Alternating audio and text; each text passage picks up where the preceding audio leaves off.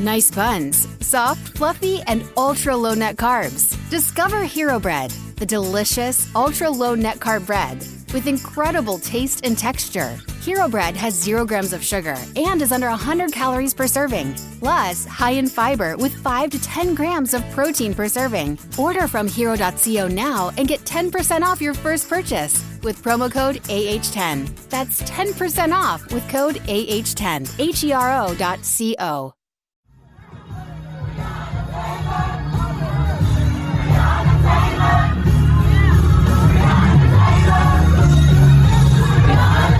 This is Make It Plain. MIP With Masamela Matfumo. Mark Thompson. Make it plain. Get woke.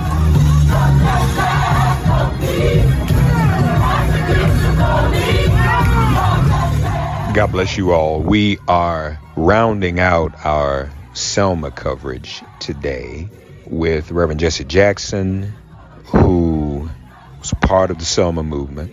We spoke to him during the Selma Bridge Crossing Jubilee, the 56th anniversary Selma Bridge Crossing Jubilee.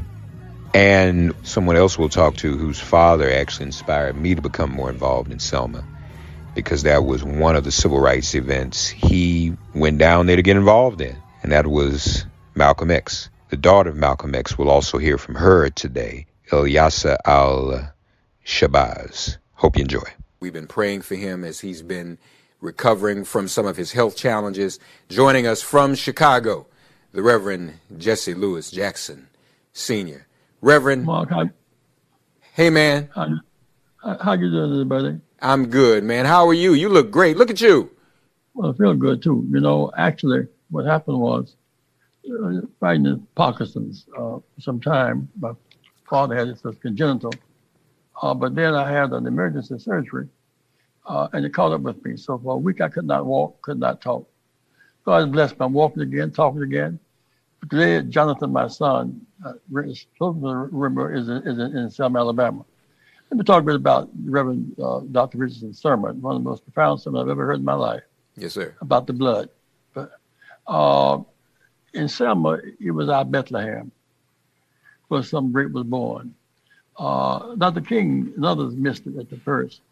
Miss Boynton, who was the president of the Dallas Bowling League, came to Chicago, came to Atlanta on Christmas Day in 1964, along with Reverend Reed, and said, "Doctor, you guys must come celebrate."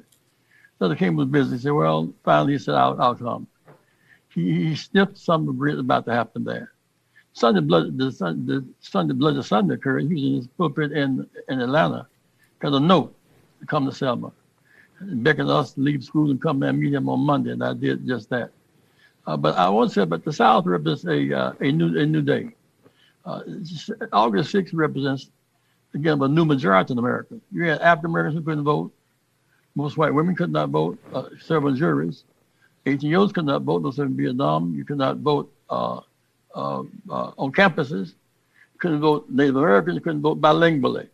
And that's a new majority. When it stands up, it elects Obama, it elects Joe Biden. That group has power. It all comes from August 6th in Selma, Alabama. And we were fighting an enemy that's talking about Democrats and Republicans. People were fighting with Democrats. George Washington was a Democrat. Right. Bull Connor was a Democrat, except they were Jefferson Davis Democrats. When we got the public competition in 64 and voting right in 65, they changed. Today's Republicans and yesterday's Jefferson Davis Democrats. All of them who are the Republican conservatives, they're just Southern guys who changed names rather than allow us to share with them. 65. Therefore, the Confederate spirit is alive. Jefferson Davis is still alive in them. I look at the bill just passed, $1.9 trillion. You know who was a part of that? The two senators of Delaware voted against President Biden. Of the 8 who did not vote for the relief bill, 2 senators were from Delaware. Isn't that astonishing? Yeah. To bite him in that way. So Selma has big meaning for all of us. Yes, sir. Yes, sir. As you said, you were there. In fact, I think the story goes, Selma was so significant to you, you started to name one of your children after Selma, didn't you? Jesse Jr. was born while we were in Selma, and we got the telegram. You know, telegram is Mark? Telegram? Yeah. Yes, I was today, but I thought better of it, at least my wife did at that time. But it had great meaning. We know what it would mean today, but, you know, they say Lincoln freed us. We saved him. We should read the Emancipation Proclamation. It was a great document. He saved us, those he could free. We saved him. Blacks who had been the feeder line to the Confederates left from emancipation, 200,000 joined the Union Army. We saved Lincoln because the Republicans, the Democrats already as far as Antietam, Maryland, and Gettysburg, blacks repulsed that drive. We saved America from Trump, the logical successor, Jefferson Davis. That's why they're so upset about our voting, because when we vote, we change the course of the country. Yes, sir. We saved the country from slavery and union, saved the country from Trump. So our vote still has redeeming power. Yes, sir. Now, I also recall, and folks, as I've said, that we always share a lot of stories when we're all in Selma together face to face. You also told us once of a situation where I think you and Andy Young were fleeing some of the police horses and went into the projects, which are right across the street from Brown Chapel, where we just left the broadcast, folks. And you went to a woman's house, and I believe she told you she knew who had killed Jimmy Lee Jackson. Do I have that right? Reverend C.T. Vivian. It was Reverend Vivian, okay. Coming out the back door of Brown Chapel, and we saw cars going on the street on the other side of the project. He said that they're looking for me.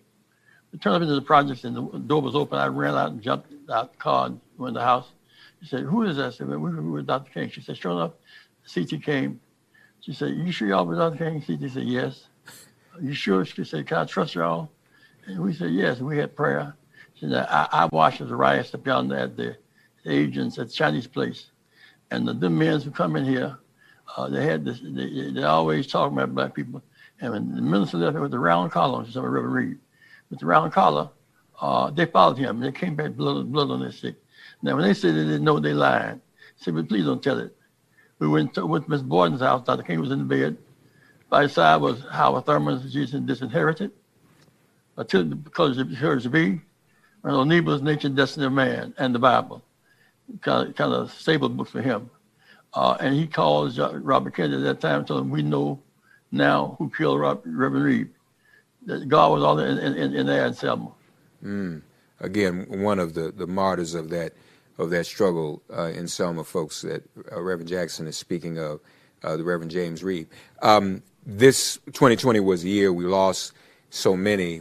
Everyone has talked about John Lewis, but since you mentioned Dr. Vivian, talk a little bit about Reverend C.T. Vivian's ongoing legacy. He was a minister, a little older than we were, of course. He's 93, 94 now. I'm going to say this. He was a couple of steps in front of us. He was a theologian of sorts, activist theologian.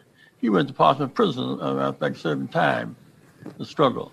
Always buoyant and effervescent on the case.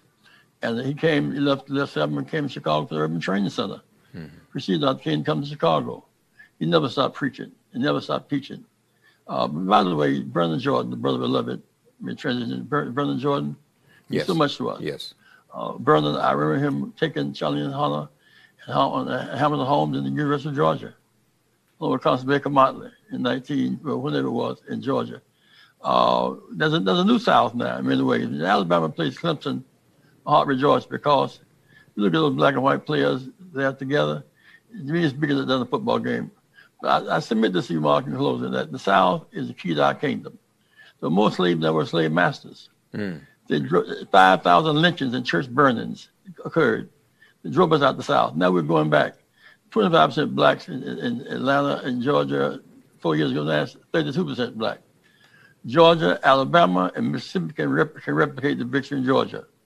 Blacks and the core of white people have the power to change the South, therefore change America. Yes, sir. Yes, sir. Reverend Jackson, it's so good to see you. I know everyone's happy to see you. We've been praying for you. You look great. Glad that you're doing better, and glad that you're able to participate in this 56th anniversary Bridge Crossing Jubilee, as you always have. You've been with us every year, man.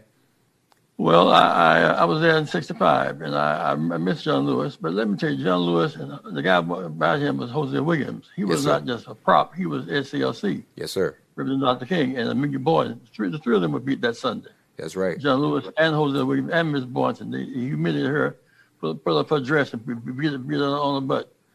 Humiliating her. Yeah. She took it like a trooper. Yes. Mickey Boynton, C.T. Vivian, Jose Williams, as well as John, deserves to be honored on this occasion. Yes, sir. Reverend Jackson, we love you. Continue to stay well. We're praying for you. We love you. Take care of Jonathan. He's with you today. All right. Sure will.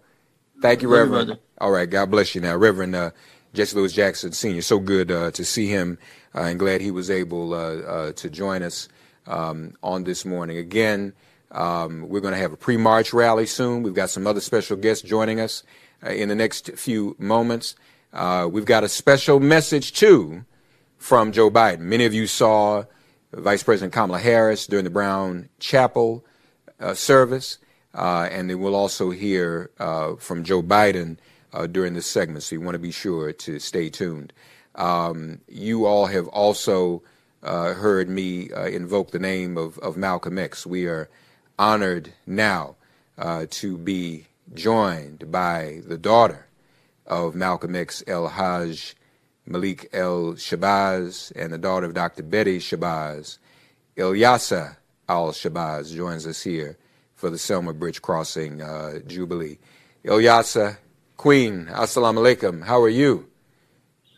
Hello, walaikum salam. I'm fine. How about yourself? I'm good. So glad you could join us. You know, as you know, and you've always joined us in Selma too over the years, Ilyasah. You know, one of the things that drew me to Selma years ago to participate was the fact that your father even came to Selma, and it really spoke to the importance of that little town, how significant it was, and also what it meant for your dad to be there and actually inject himself into that civil rights struggle. Absolutely. The civil rights struggle involved, all of us, it involved his people. My mother often talked about how much her husband loved his people. He provided the biggest critique of America. And, he said, listen, America must live up to her promise of liberty and justice for all. And so wherever there was injustice, which was just about all over the world, especially against indigenous, Aboriginal, Black people, my father was there. Yeah, absolutely. Now, we also know that him being there, he spoke at a Brown Chapel in early February. I believe it was February 6, 1965, invited by SNCC. In 2019, in one of our last walks across the bridge with John Lewis, Ilyasah, I asked him what it was like, because he was in Brown Chapel when your dad spoke. And I said, what was it like to see Malcolm X and meet Malcolm X? And he said, Reverend Mark, he was not what he was portrayed to be in the media. He talked about how gentle and how humble your dad was. He said it wasn't what they were led to believe he was, and they were just all touched by his gentle spirit. Even though he was such a powerful man, they were really touched by his gentleness and the words he spoke to them. That's right. You have to be a man of great compassion, and great faith in order to speak truth to power the way Malcolm did, and to provide shock treatment for the descendants of hundreds of years of brutal, terroristic slavery. And, that's what Malcolm did. His parents instilled specific values in him for him to step up and step forward, on behalf of the 22 million people in this country, African-American people in this country. And, and my father did just that. When people were marching, demonstrating, protesting, he stepped forward and said, listen, we demand our human rights as your brother. We demand our human rights ordained by God. And Malcolm was serious. Yeah, no question about it. We should also note, after coming to Selma, your father came to Selma, left Selma, shared the pulpit with Mrs. King, There were some old timers that told you and me years ago, they aren't around anymore, that they believed that your dad even went to see Dr. King in Birmingham in jail when he came through Alabama. That's right. And so there's that. So then on February 18th, Jimmy Lee Jackson is martyred by the Alabama State Police. 3 days later, your father is martyred on February 21st, actually on John Lewis's 25th birthday. It seems to me that the trajectory was headed toward your father and Dr. King and others coming to a greater place of the very unity that your father had called for with the Organization for Afro-American Unity. Yes, both Malcolm and Martin, or I should say Dr. King and Brother Malcolm, even though their philosophies in some ways varied, their respective moral principles enabled them to unite and work for the best interest of 22 million African Americans. Both men set out to strategically improve the quality of life for their people, all of which were embodied in the 1964 Civil Rights Act. And I think it's really, it's such a disservice to portray this false image of Dr. King and this false image of Malcolm, and that we must choose one over the other, which is such a divisive tactic. And that's not something that we want to instill in our children. We don't want to instill these values, of hate and discrimination. We want to instill the values of love, respect, and pride, for ourselves and for the leaders that we have in our society. Yeah, no, very, very well put. And people do need to understand that is a false dichotomy. We'd be remiss, of course, the big discussion these days is the movie Judas and the Black Messiah. But you have uncovered a document relative to your father, someone who wrote something who was a former member of the NYPD. Can you share with us a little bit about that and where that is? Well, what I can say is if there is new evidence about who actually organized this assassination of my father, my 5 sisters, and my father, then we certainly would want it uncovered. Yes. And we would want the Manhattan District Attorney and the U.S. Congress to do a thorough investigation. Yes. Okay. We would most certainly hope for that. Tell us give us a quick report on the center, the Malcolm and Betty Shabazz Center. A lot of great things going on there. Oh gosh, yes, we have so much great things happening at the Malcolm X and Betty Shabazz Center. We hired this really dynamic young lady who is from the Harvard Divinity School. She just got her master's. She's phenomenal. She created a Freedom School curriculum while at Harvard. And, we just have so many, phenomenal programs, intergenerational, action-driven. We want to make sure that we can retain the attention of these young, developing leaders, all of whom, in spite of this pandemic, we're out in the streets in 50 states in this country and 18 countries abroad, wow. Proclaiming that Black Lives Matter after witnessing this horrific death of George Floyd. So we have great programs, and we welcome everyone to go online and find us. We're in social media to join us and help with creating all of this great work that we have. Yeah, please, we do encourage people to support the work of the Malcolm X and Betty Shabazz Center. Before we go, we do want to acknowledge one of the most important speeches your father gave was at Selma's Brown Chapel. And one of his most oft-quoted statements, for those who didn't know where he made that statement, we remember Malcolm X saying this, and we hear his voice oftentimes saying to young people to learn to see for yourselves, think for yourselves, and listen for yourselves. For those of you who may not know, he was directly addressing young people in Selma at the members of the Student Nonviolent Coordinating Committee. And that was a statement about how much faith your father had in the younger generation coming behind him. That's right. You know, one of the things he said is that it would be this generation of young people who would recognize that those in power have misused power, and that they would be brazen enough to step forward and demand change. And, you know, we saw indications of that this past summer.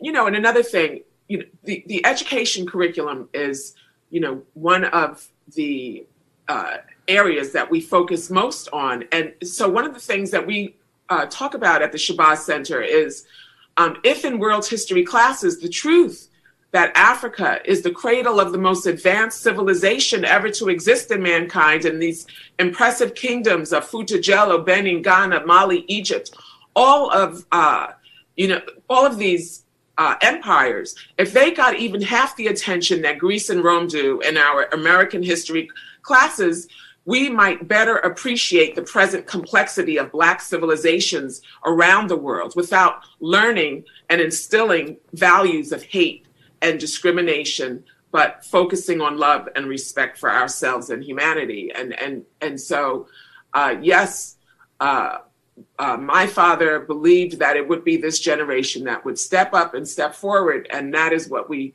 have all witnessed. Yes, yes. We thank you so much for joining us and for the work the center is doing. We always appreciate you being a part of Selma every year. Thank you so much, Sister Ilyasah. Thank you so much also. And, you know, we are remembering all of those brave young soldiers that marched across that bridge, and knowing full well what lay ahead for them. Yeah, amen. All right. Thank you, Sister. Assalamu alaikum. Walaikum salam, darling. All right. Take care now. Thanks for getting woke and listening to Make It Plain. Please remember to listen, like, subscribe, and wherever you get your podcasts, please give the show a 5-star rating. And please do spread the word. Let's all continue to pray for each other during this pandemic and this police-demic. If all hearts and minds are clear, it has been made plain.